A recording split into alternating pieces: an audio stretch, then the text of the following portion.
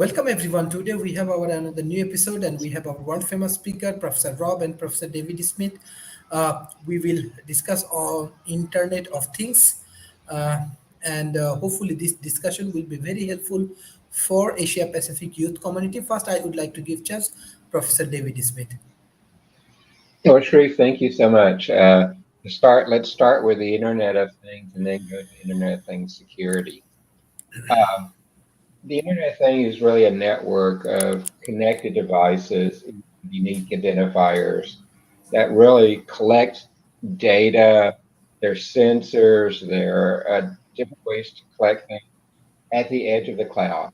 And then these Internet of Things exchange data over the network. And we're seeing a lot of them coming to the marketplace. It's one of the fastest growing things on the internet. We're seeing them in things like smart devices in our homes, devices in our cars. We're seeing uh, it everywhere in business at home with Internet of Thing type of cameras connected up to it, trackers. Uh, I've now started putting an Internet of Things tracker in my baggage when I travel, just so I know where it is at all the times and stuff like that. And we're seeing government beginning to do a lot, particularly tracking wildlife and other activity like that. So, what is Internet of Things security? IoT security is a subset of cybersecurity that really focuses on protecting, monitoring, and fixing, remediating the threats that are related to the Internet of Things. Once again, is a network of connected device that gather, store, and share data over the Internet. One of the challenges with the Internet of Things is it is often overlooked by security. It's so easy to put the devices out in the network and then really forget that you need to secure them as well, that they are devices that come back and hook up to your computer, your smartphone, other devices like that. And in many places, the Internet of Things devices are unprotected or very lowly protected. Um, and it seems to be fairly important problem. If you look at the network itself, it's growing very rapidly, over 30% compound annual growth rate each year, and is tremendously growing. I can tell you in my own life, I've added dozens of Internet of Things devices around my home, my car, the other things I do. In the office, we have probably 100 Internet of Things devices. But on our networks that where we're running our applications, we're already connecting to probably about 1,000 Internet of Things devices. And one of the challenges with Internet of Things devices for security is they're very often very low power. They are, and because that they do not have a lot of extra resources and things. And for the most part, they live at the edge of the cloud. And so it takes a little bit more effort and a different type of cybersecurity approach to secure them than we do daily with our notebooks, our desktops, or our tablets, or our smartphones. So that's kind of a quick introduction to get in there. Thank you, Professor David Smith. Professor Rob. Well, the definition of things is kind of fluid. We were just on a call with a large multinational the other day, and to them, the Internet of Things now includes things like personal computers, and rightly includes things like increasingly intelligent automobiles.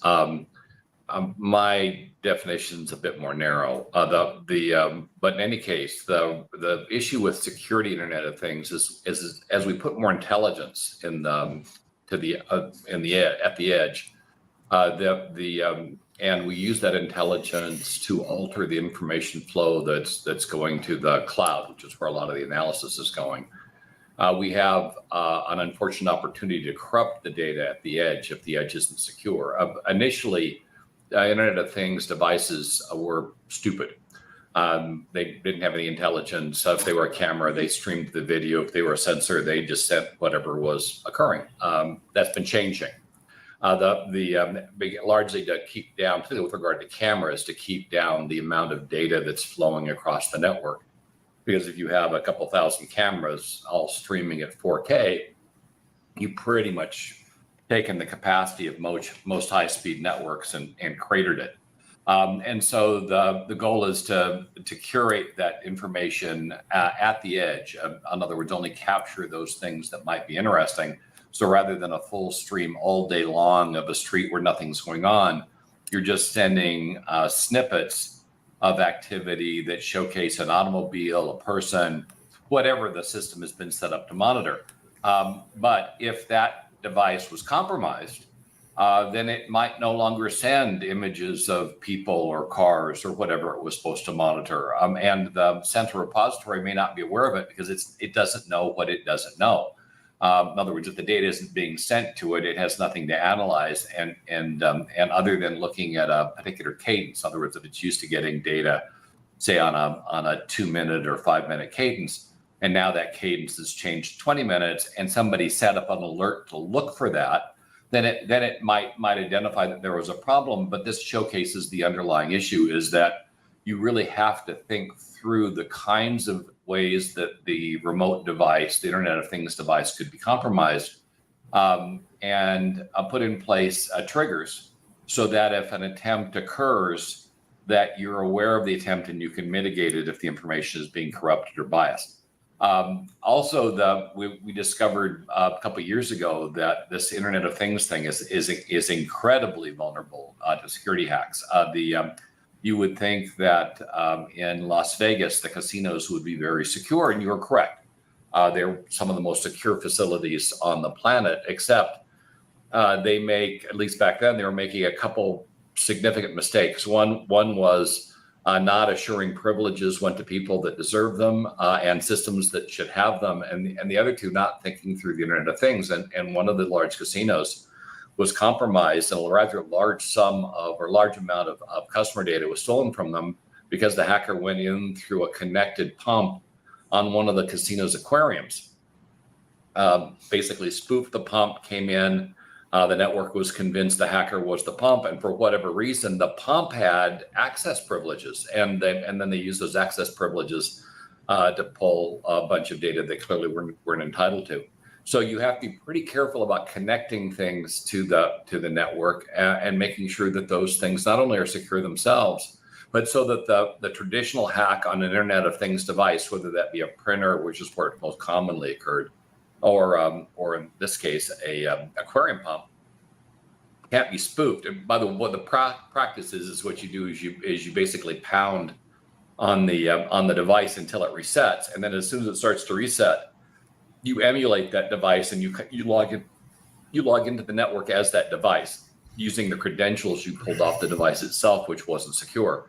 So suddenly the network sees you as whatever it was you were attempting to emulate.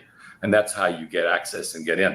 And that's the more traditional way this stuff has been happening. And that's why printers, old printers may not be secure, but newer printers tend to have a level of security on them that makes this much more difficult to do. The actual pounding on them till they shut down thing on a new printer probably won't work. But on an older printer, it still will. And so that it also showcases the importance of making sure that your connected hardware is patched, updated, and then replaced on a regular cadence so that it has the ability to defend against whatever the current threat level is. And you're not dealing with old defensive hardware when a new attack comes through. A lot of the defense for Internet of Things for an attack is really flowing back into looking at behavioral analysis. Companies like Deep Instinct and HP and Cylance out of BlackBerry have developed programs that are AI-based that specifically look at the behavior of stuff.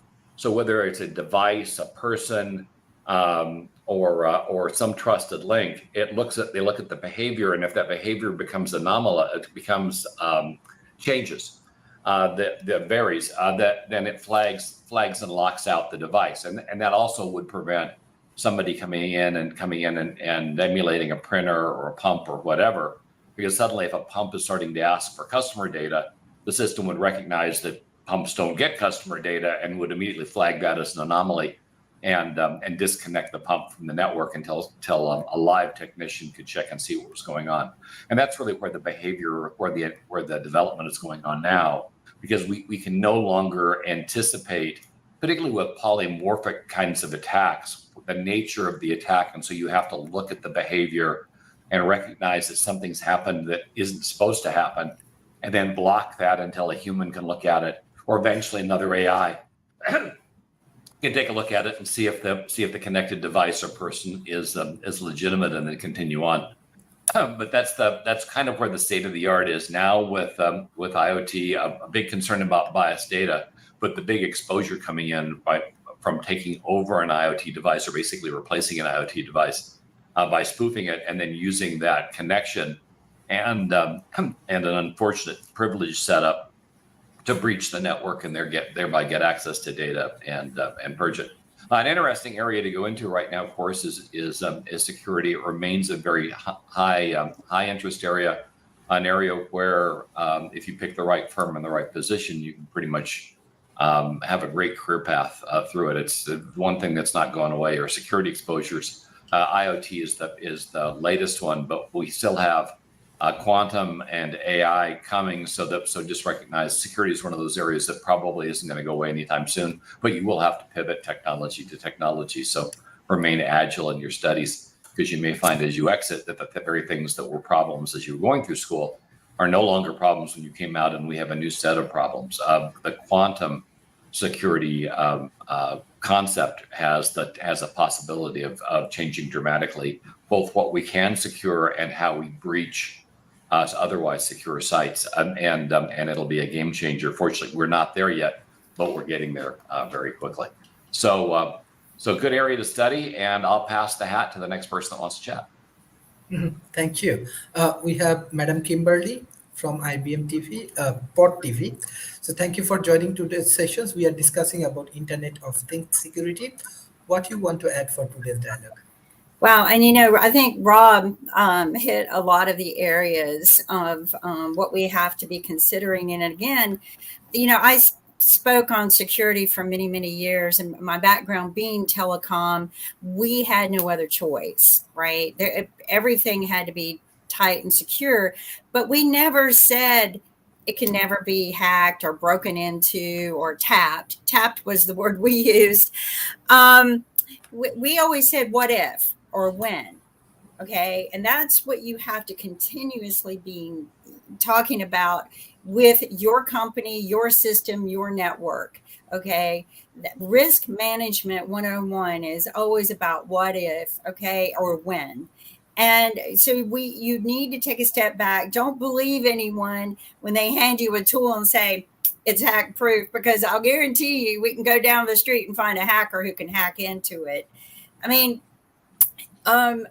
just trust in you. And this is what I teach all the time. Trust in what you know about your stuff, your system, and what you want to protect. And I go back way to my childhood basics for security. Okay. The fables and nighttime stories that we heard, like the Three Little Pigs and the Wolf, right? Okay. And each time, each pig kind of built a house they thought would be safe. And the last pig did everything, including putting the boiled water into underneath the fireplace in the chimney, thinking that's another entrance. And these are things that you have to continuously do. Think of your network or your company resources, your assets as your own home. Do you just put a lock on the door and walk away? What's in there that you want to protect? Okay. Those are the things you have to do. What do you want to protect, and insure it? Okay. Put more than just a lock on the door. A lock is just for the honest people. Okay. If we're dealing with dishonest people, a lot of people were talking about over the last week, Canada's internet went down, and everyone was, it was a hack job or whatever. But we've had somebody come out and apologize, one of the companies, and say, it was just one of our problems. maybe it wasn't. Maybe it was a really big hack job and they don't want to own up, because owning up to being hacked is a lot of accountability on the shoulders of the people who own the equipment. It's no accountability against the people who did the hack. Okay. We don't hold them accountable because 98% of the time we're not going to catch them. Why? Because we don't put in the resources to catch them. And if we did, it's a catch and release program. We're not going to keep them and we're not going to punish them. So the thing you need to do is look out for yourself. How do you protect yourself? If you're going to go out sword fighting, right? Do you put on the right gear for sword fighting? To protect yourself. So you just need to think about your assets. What are the values? What do you lose when somebody takes them, or if they're gone or destroyed? And then go from there. So many different hacks, right? Internet of Things has opened up over 20 billion doors into the internet.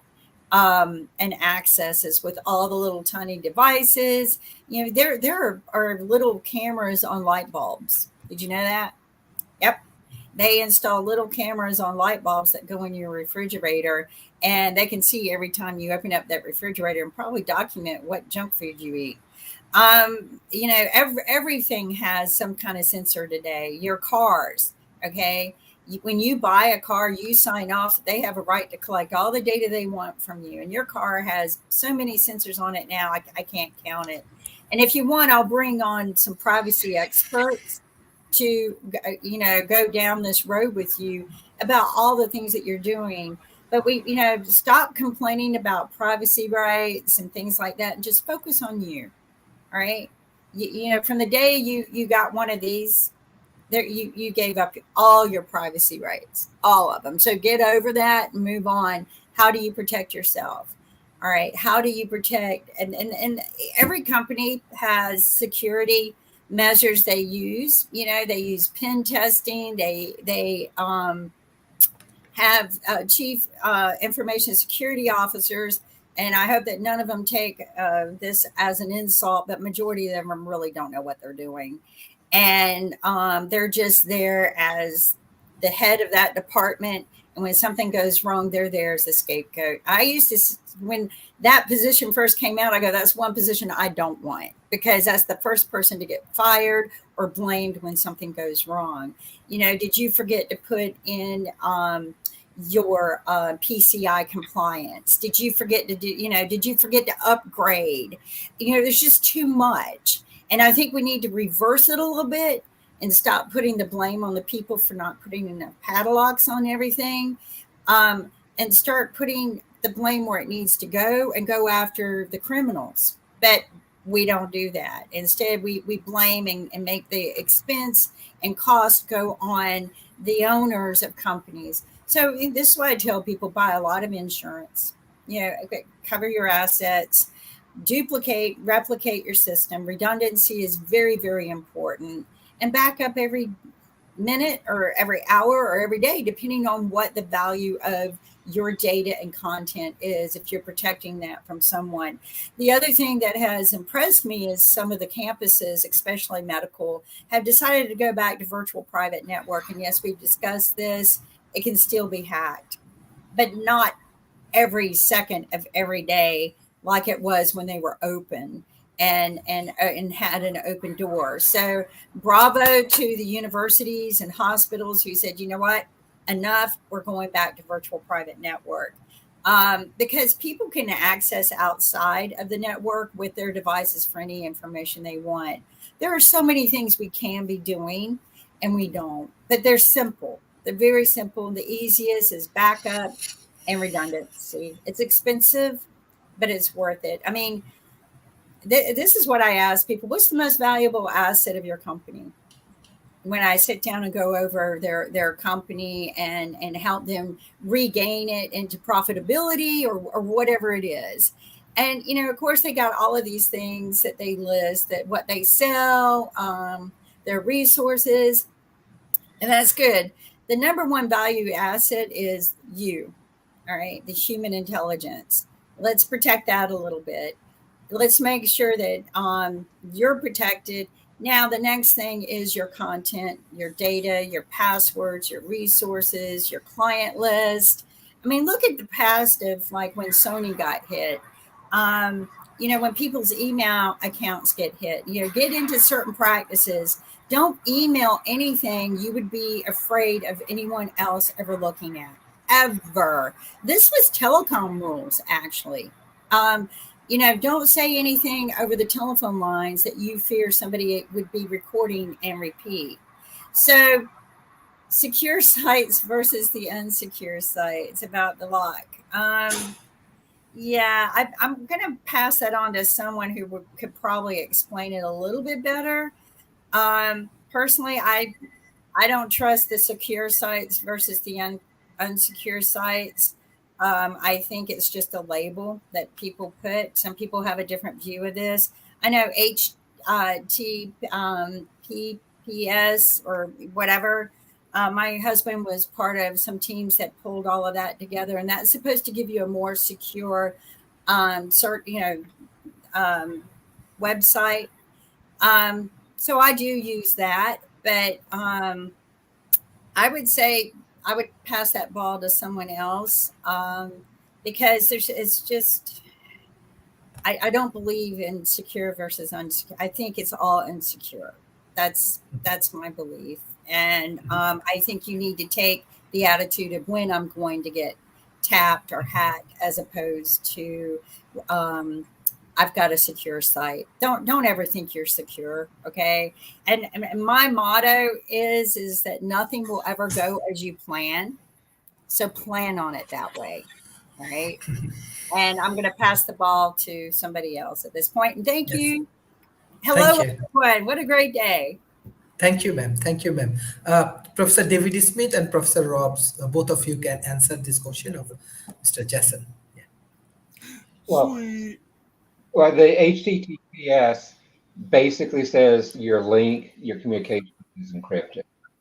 And so, as opposed to just HTTP, you're sending your information across the internet in your browser unencrypted. That is the difference between the two there.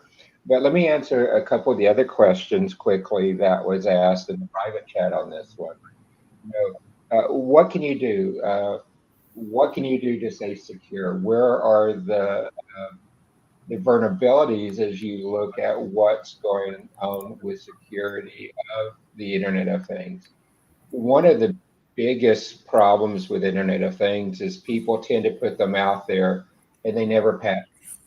They don't update them. On our phone, we get the little pop-up notice that says, "Do you want to run updates?" Well, on my doorbell camera, on my camera, on the front driveway, on the other stuff like that, I don't get those type of notices. One of the things you have to do with Internet of Things security is really stay up to date with patching. And also use strong passwords now because people are beginning to access it. Let me pull up a fortune cookie and open it up and read the fortune. And what the fortune in here says is that all my internet connected devices are scanned today by someone who wants to access them and hack them. And that's really the reality. You would be surprised if you go back and look at your firewall, your router logs, and see the number of times they're scanned each day. And same with the Internet of Things devices. And so part of that is you want to make sure that on all your connected devices, you use a strong password. Many of us think because there's not a user interface to it really, that it doesn't need a strong password or even a password at all. And that's wrong. You really want to use a strong password. And you want to really look at all the devices that are connected to your cloud, to your network and things, and see if any new ones popped up. See if old ones are there that you're not using anymore, disable them. Because like Rob said on the other part, those are ways you can get back and access your whole network. And you really need to begin to do that. Internet of Things, though, a corporate level, and even in your home, if you have people over and parties, is people are coming in, and when they're connecting into your network with their devices, you're not sure if they're secure or not. And you need to begin to look at different ways to protect it. I will tell you, my guest network at home is on a totally different subnet and cannot talk across my other networks, is a way to help me put security in it. There are also some new tools. There are now some next generation endpoint detection systems and next generation antiviruses that are designed explicitly to use around Internet of Things devices. And even the older mainstream ones are beginning to understand they need to provide security and support around Internet of Things devices. When most of us got our smartphones, we didn't think about putting an antivirus program on it, or a firewall on it, or putting VPNs on our phone. My phone, most of the time when I'm on it and sending data, I'm connected with a secure VPN coming back across my phone. And even in my house where I think I can trust my Wi-Fi and stuff, I still use the secure VPN on my phone. But there's also another place, and this is a trend in business that is beginning to come into really digital aware homes, is something called threat intelligence and threat intelligence integration.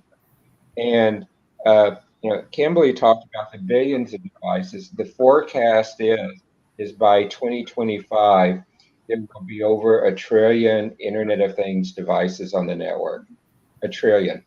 That's a lot of devices to protect. That's a lot of devices to do things to. So you're going to have to really look at how you're going to integrate, how you're going to do them. Because some of the threats to you as a user is your data threats. And data is a threat on it. Another threat is your privacy, as Kimberly mentioned.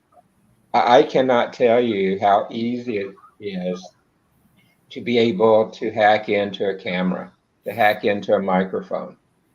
And I will tell you, with some of the tools I have on my notebook, I could access a camera on a smartphone that's not protected within less than 5 minutes, and do that real easy without you ever knowing. There's also physical harm. A lot of Internet things are now medical devices. So you have pacemakers, you have heart monitors, you have defibrillators, which are now Internet of Things connected devices. And on part of it's neat. If you have a pacemaker in and you're feeling bad at home, your doctor can remotely access it and modify it. Look at the settings, look at the logs. But on the other hand, if I wanted to do you harm, I could probably do you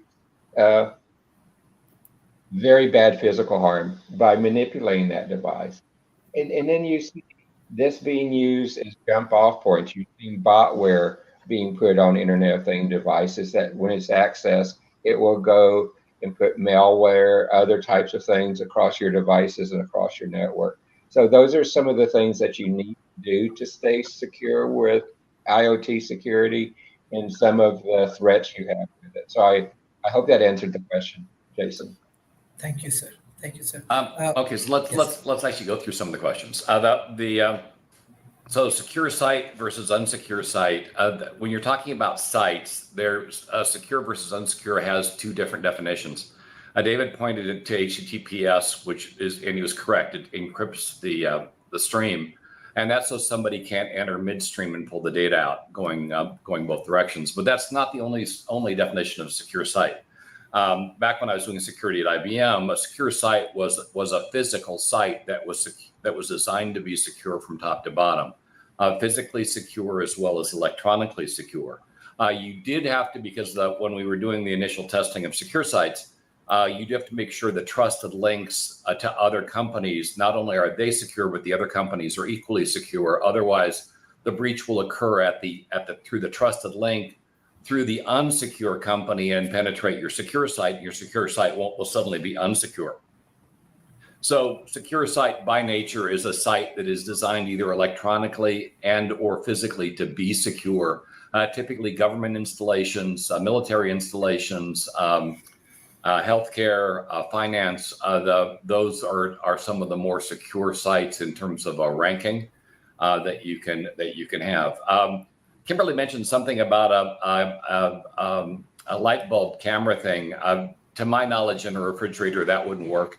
The refrigerator is a Faraday cage, and so signals don't go out. Plus, you have the temperature fluctuations inside. And I say that knowing full well I actually have one of the refrigerators with that camera in it, but it had to be designed into the refrigerator with antennas out. And the purpose for the camera is so when you're shopping, you can see what stuff you're missing in your refrigerator and you can get it out. It's so far, we're not aware of any of those refrigerators being hacked or anybody using the information untoward.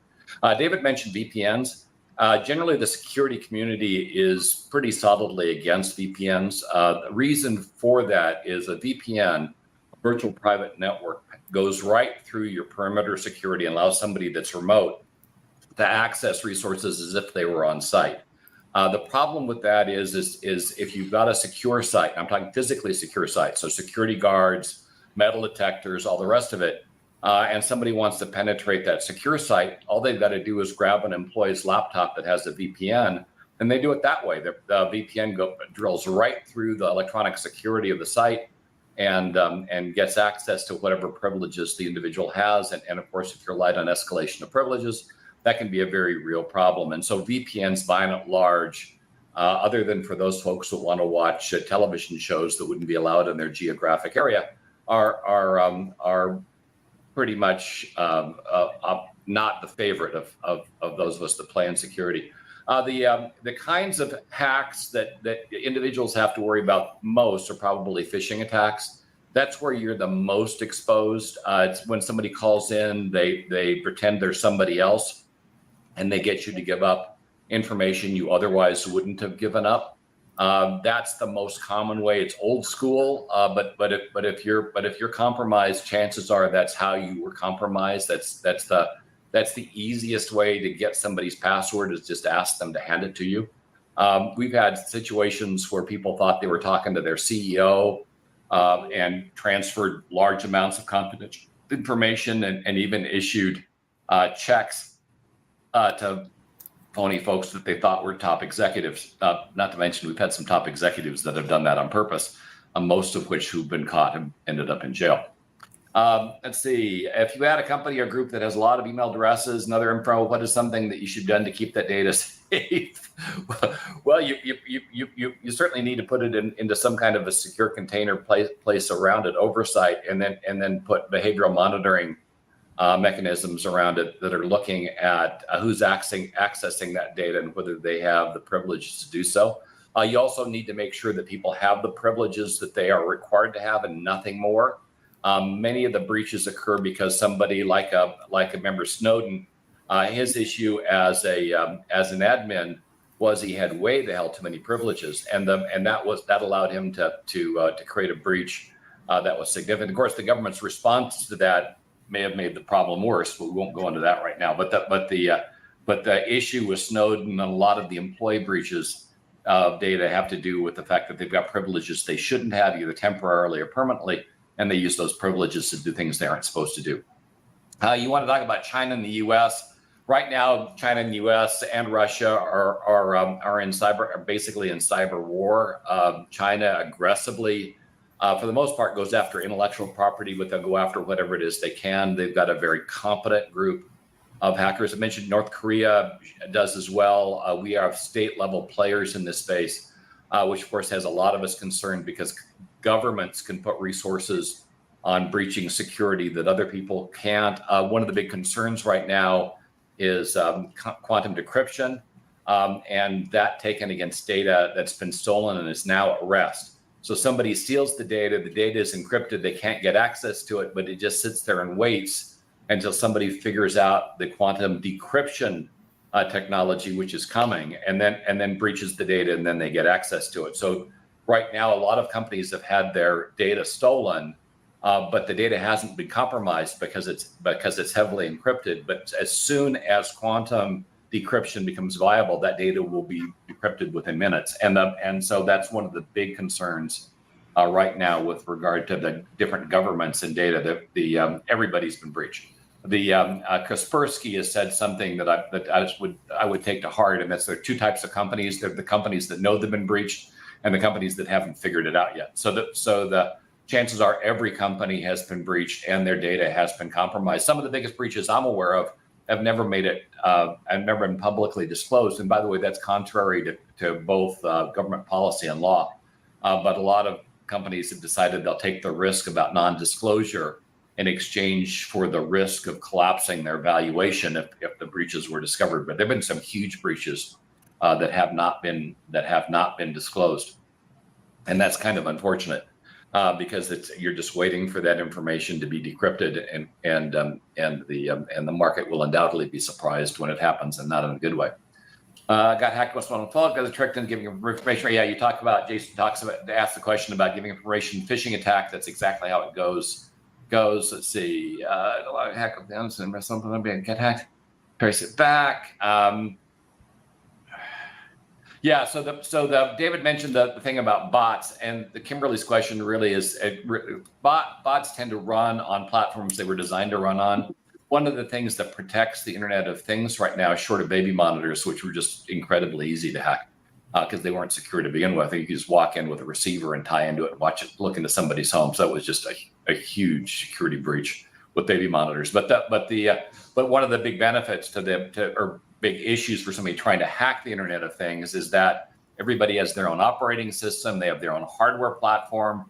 And that means to create an attack, you need to know all of that because not all code runs every place. But as we move to higher levels of standardization, and as we start making these devices more intelligent, we start putting things like Android on them, then they become hackable because now you've got a consistent and reliable set of hardware, and the operating system is known. And it might be just a stub, but it's known, and what you create for one camera then will work on another camera that's using the same hardware and software. So the ability to attack through this stuff is actually increasing as we apply or put intelligence into these devices, and that's why the folks that are making these devices, at least the core companies like Qualcomm, are now building hardware security into the devices themselves. Hardware security is much harder to breach than software. It's not impossible, but it's much harder to breach than software security because you can't go in with a patch and change anything. It's hard coded, and that allows it to resist a large number of attacks. David talked about passwords. Let's be clear. Since the 1980s, and when we did the security studies at IBM, passwords were identified as being incredibly unsecure, something that shouldn't be used. And of course, in our great brilliance as both a company and an industry, we continued to proliferate them all over the place ever since. And that was the 1980s to now. If you want to be secure, it's not a secure password you need multi-factor authentication. People will breach the password. There is once they have the ID, they can figure out the password. Every test is identified that passwords and IDs are just not secure by themselves, and you have to go to multi-factor. And I say multi-factor as opposed to dual factor, because dual factor is still relatively unsecure. If you can go multi-factor, that's where you have a device. That's where you have a device, a hardware device that identifies you, perhaps facial recognition that identifies you, or an email or text that you can receive that also identifies you on top of that ID and password. That's where you're going to be more secure. You'll find that most banks now require dual factor because of the level of breaches that they get, as do most other financial institutions, and most of the healthcare folks I work with are at least dual factor, if not more. Let's see, a lot of questions. Let's try one more before we move on.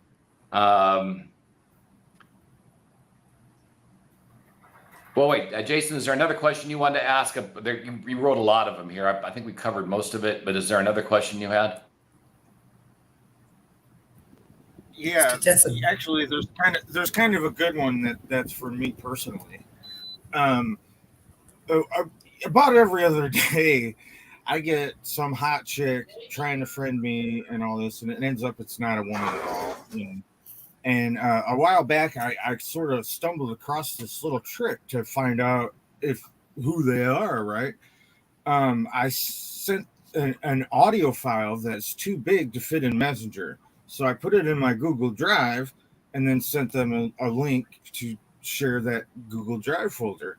And then so when they click on it, then I get a message from Google Drive, an access request. but it's got their real email on there and not their Facebook or whatever. Yeah, let's be clear. If they know what they're doing, they can spoof that as well. Best advice when you're contacted by somebody you don't know is just don't respond. As soon as you respond, that identifies you as an individual. It validates your address or phone number, and many of the initial attacks or initial inquiries are automated. And so they're just simply looking to see if you're a real person. And once you identify yourself as a real person, they'll resource it and go after you in earnest. So best advice, you get something from somebody you don't know, you get something from somebody you do know that has a link in it that you weren't expecting. Don't open it. Don't click on it. Just let it go. If you're curious at all, then separate from that, send an email to that friend or whoever, and get them to respond. But if it's somebody that you don't know, just stay the hell away from it. But don't play games. Don't because a lot of people figure that they can outsmart these folks. These folks do it for a living. And if it is a government level attack or even one of the large criminal organizations, they'll work right through you and you'll wonder where all your money went. So best advice is let somebody else deal with it. And in terms of security, the goal of security is not to be absolutely secure. The goal of security is being more secure than the next likely person to be attacked, so that whoever is attacking you moves on to the next target and leaves you the hell alone. It's virtually impossible to be absolutely secure. I did see Kimberly did mention she's heard about the cameras in smart cities. Just to be clear, it's not true. They're not putting cameras in the refrigerator to watch it. It would be almost impossible to do that, only because of the nature of refrigerators being a Faraday cage.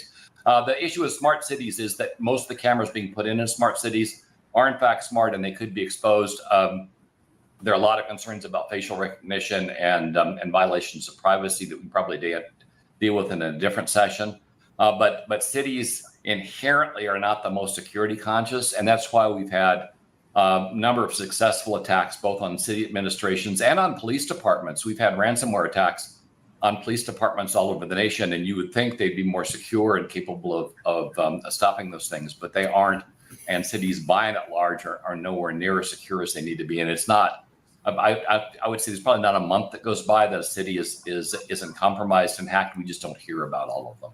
But in terms of smart cities, one of the big exposures for smart cities is security that has not been done well enough. And you automate a lot of stuff, and then you don't secure it. You could have some serious problems. Recognized, I think it was Florida, where their water processing plant was compromised. Fortunately, an admin caught that the system had been told to drop lethal levels of chlorine into the water, which would have poisoned a large number of people and stopped it from happening.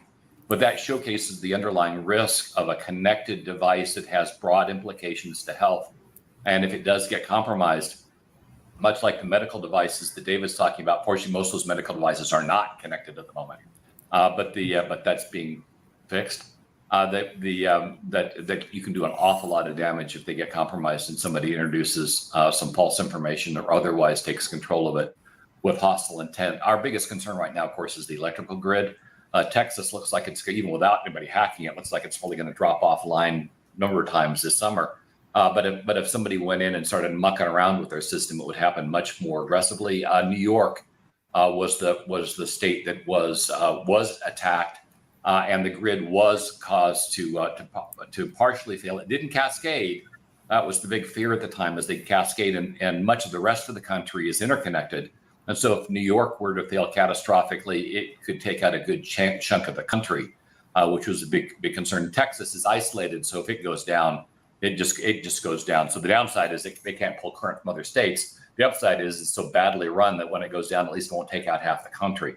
But the idea is to secure these things so we don't have to worry about it, as opposed to saying, it's just Texas. They're going to go offline. Yeah, it's the number of people in 110-degree weather that are going to lose their lives if that does happen. It's going to be significant. And so the goal is to make sure stuff is adequately secure and you've got enough redundancies. So if you've got a catastrophic outage, you've got a fallback plan, and you can bring people back up and running, particularly when you've got the kind of heat event we've got going on this week. Thank you, Professor Rob. We have our another speaker, Professor David J. Kelly. After a long time, he joined with us. So what do you want to add for today's discussion? Very interesting discussions we get from our speakers. we are discussing on Internet of Things security. Professor David Jegani. Well, I don't know if you had a specific thing you wanted to know from me, but look, if you connected to the internet, I can hack it. I'm just saying. There's no way. If it has an IP address, just it's at risk. The only foolproof thing you can do is to not connect it. Now with IoT systems, you can isolate them so that you go through like everything is not online, and so you have that one access point or bridge between that system and the internet, and there's a lot you can do security wise around that and lower your risk. And that's really, I think Rob was hitting the nail on the head, that it's just making it as hard as possible to get people to leave you alone. Make it not worth the effort. Thank you, sir. Professor Kimberly, what's your concluding remarks for today's session? So again, human intelligence is our best defense, no matter what. And I agree with David and Rob in the sense that anything can be hacked into. And this is something that I've been preaching from day one. Just like when I worked in telecom, anything can be tapped into, right down to splicing a telephone line in front of your house. So, I mean, it's if somebody wants in, they're going to get in. And you really just need to use the human intelligence side of this field. With quantum computing coming out and artificial intelligence being driven the way it is, hackers will use that against you. And so you need to be on top of it. I get very involved, or had been getting very involved in the Smart City Initiative programs with NIST and Dr. Ree. I haven't done anything probably like very aggressive since COVID had hit, because I got involved with doing some other things. But, we just need to be open-minded to the fact that if it exists, they will hack it. If you build it, they will come.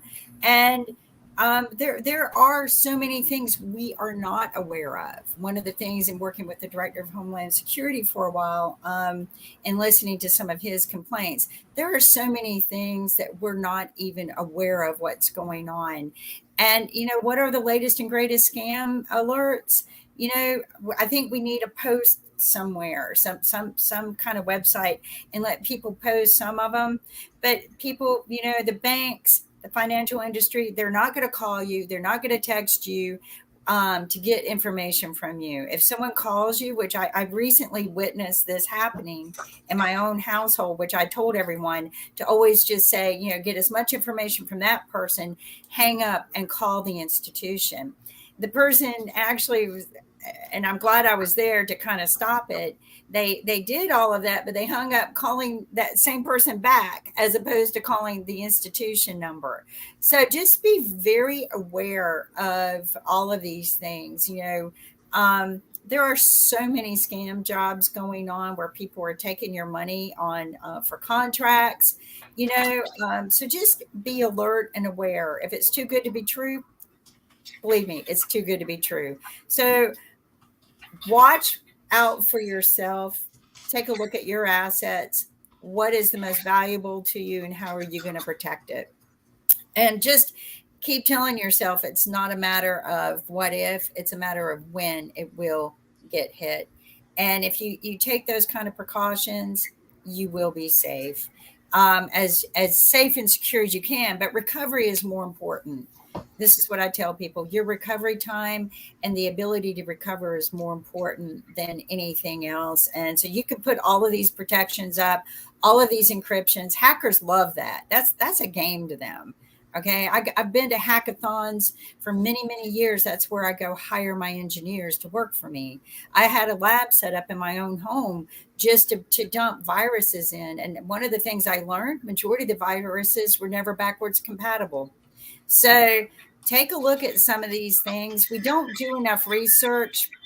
We certainly talk a lot about all of this, but we don't do as much research. And smart cities, the Smart Cities Initiative, one of the biggest mistakes they made, especially with the smart grid, was they didn't start talking security, which was something I kept trying to push in the very beginning. They didn't implement any security measures until years into the program and projects. And there are several Smart City Initiative programs, but the one that I was working with out of Washington, they didn't implement any security measures until years into the project, and that frustrated me. So if the smart grids are going down, I know who to blame. So, but the thing is that each individual person needs to start learning how to protect their own. And that's how I would wrap up. Plan on things not going as planned, and you'll be okay. Awesome. So I'm wondering, is there any way to tell that you've been hacked? And like, is there any way to? I'm telling you, see it? Jason, if you're connected to the internet, you've been hacked. That's not even a joke. I mean, No, it's not. It's true. There's so much. I mean, I remember I did this research project for Microsoft. This is like 12 years ago, or maybe even more than 12 years ago, where we could use the cameras in a store and then manipulate digital advertising outside the store. So like you could be walking by a store with your girlfriend, and a digital sign might do an advertisement telling you about, hey, remember that ring you bought in this other city with this other girl you were with?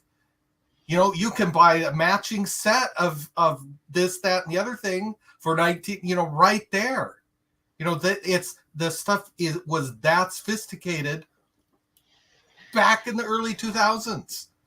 I can use the cameras. I can use if it's connected to the internet, you can get access, and the technology is sophisticated enough to do. Just look what Amazon does with their advertising and cookies. And cookies aren't even you can't like hack someone's computer, but by goodness, I can track you. Mm-hmm. Is there any way to find out if somebody's been in there? Is there logs or something you can look at? It depends. It depends. There's so much, so many ways your data can be compromised, your stuff can be hacked. You might have login access logs, but if there's software programs you might have on your computer, and I could run commands through there and you wouldn't even know, and there's not going to be any logs, or I could delete the logs. I remember cyber war I was involved with multinationally like almost 20 years ago, and there were no logs. Holy moly. There was just dead servers on both sides, and there was nothing left. I mean, we would let me state, on the company in China that started this whole thing, we would go so far as to delete the boot sectors of the hard drives so they wouldn't even be able to get to the fact that there were no logs because we deleted those first. I mean, you just, if you're on the internet, you've been hacked. So one of the things you can do. I love that philosophy. That's a good one. One of the things you can do is you can monitor the dark web.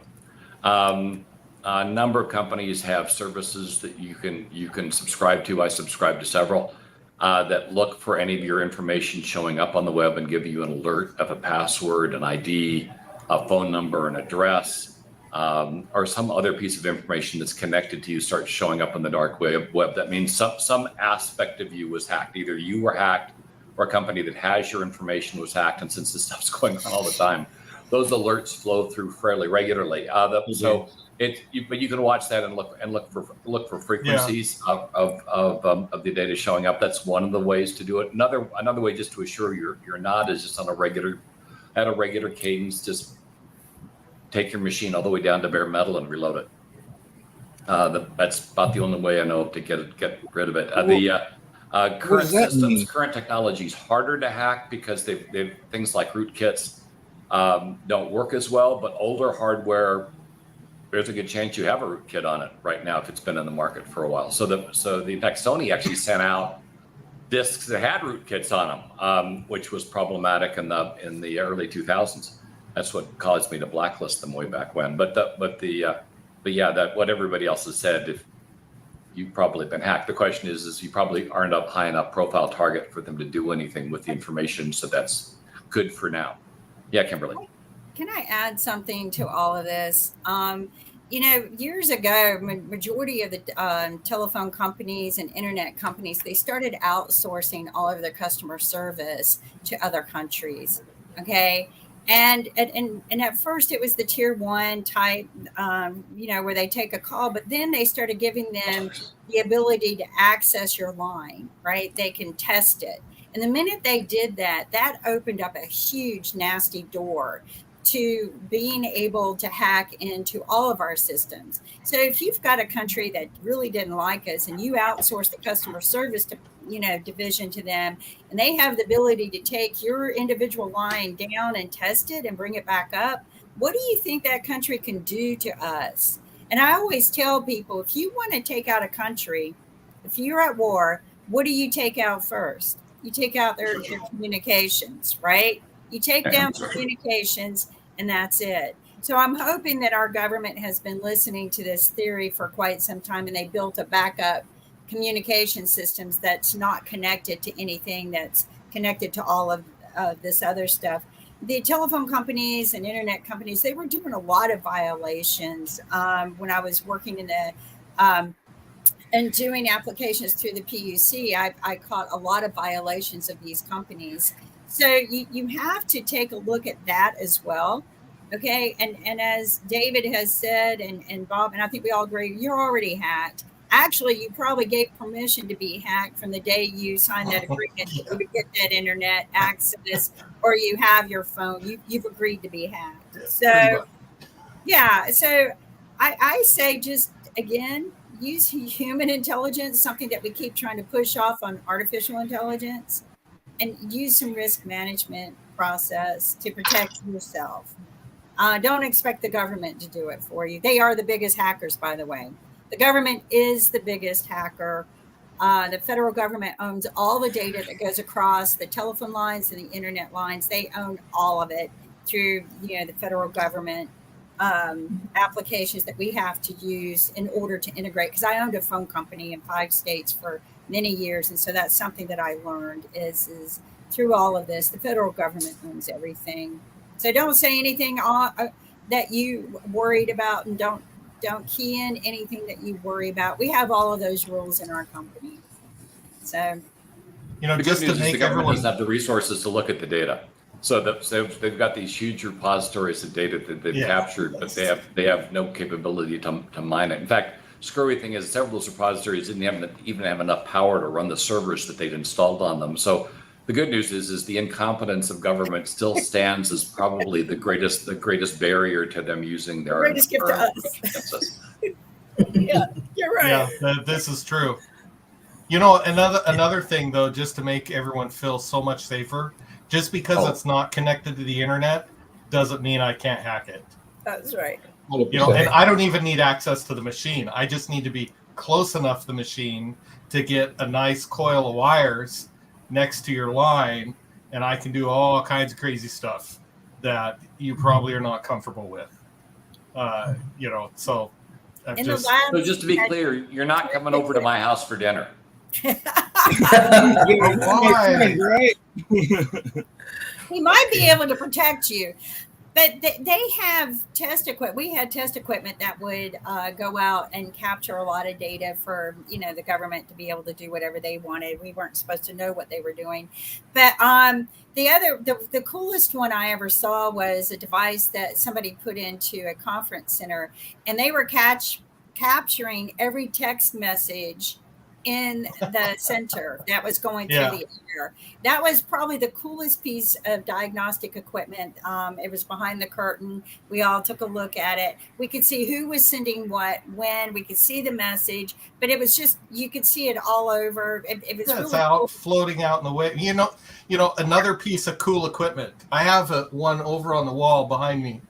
I have a radio the size of a credit card that can be inside a class 4 military Faraday cage in a reinforced concrete building, and I can still get the signal from it to download whatever it is through all your hardwired security. Was it narrowband? I'm not really supposed to talk about it. You just showed us a picture and told us what it did. Okay, I got you. I could actually look up Surefire. Surefire? Yeah, Surefire. Okay. It's low band. It is low bandwidth. Low bandwidth. That's what I kind of figured. But network noise. Yeah, RFID started out in the military back in the World War, so that they could trace the airplanes long distance, and then it became a short range. So there's so much technology out there, and if we went back and started utilizing some of the older technology, it'd probably be very dangerous to. If you use like